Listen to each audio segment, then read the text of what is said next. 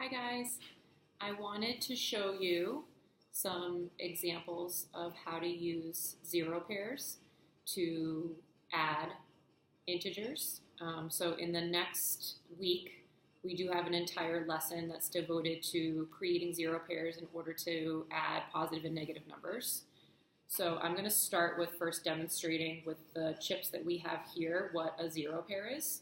So a zero pair is basically a positive and a negative that therefore equal 0 when added together. So one positive, like 1, one negative, 1 is 0. So we consider these canceling each other out. So when we start to think about teaching kids how to add integers, we want to build for the conceptual understanding. So we use the number line, and I think the number line is the lesson you'll teach on Monday, but on Tuesday we're going to use zero pairs or counters. So at Prospect, we have these, and we have these. So I'm going to model using the positive and the negatives just so that I keep it straight in my mind because I've never made a video before. So you guys are my first audience. So in the lesson, it's going to ask you to preview with kids how to use the integer chips, or if you want to call them zero pair chips, that's fine too. And so essentially you're going to say, all right, how could I create situations where my numbers cancel themselves out? So you might present 3 positives under the Elmo. What would I need to do in order to cancel out these 3 positives, or positive 3? Kids will say a variety of different things, but if they're not going anywhere, you can say, well, I could put up 3 negatives, because a positive and a negative cancel each other out. A positive and a negative cancel each other out. Gotta go this way. And a positive and a negative cancel each other out.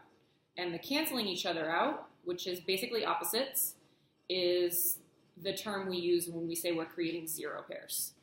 So let's say we wanted to model how to add a positive 5 and a negative 3. So if I were teaching this, I'd have, first of all, I wouldn't be taking a video of myself, but I would have it under the Elmo. I would write it, a positive 5 plus a negative 3. This is a great opportunity for you to model the parentheses as well, to talk about that.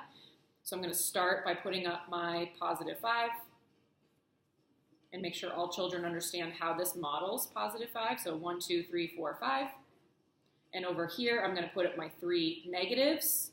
You can use that language interchangeably, 5 positives or 3 negatives. And in order to find the sum of these things, because basically I'm taking a positive 5 and I'm really subtracting 3, we create zero pairs. So how many zero pairs can I create? I can create 3 zero pairs. I'm taking a 5. You can come in, I'm making a video. I'm taking a 5, sorry. Ashley's coming in, she threw me off. Hold on, just sit right here, don't laugh.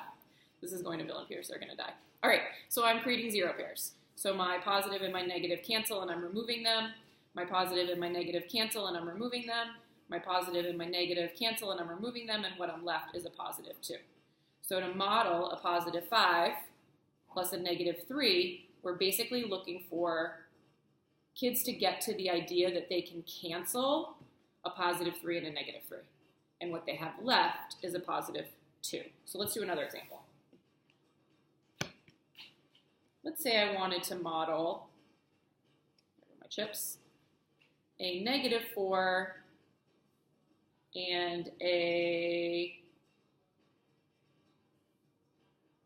actually a negative 2. Let's do that. I don't need to make zero pairs.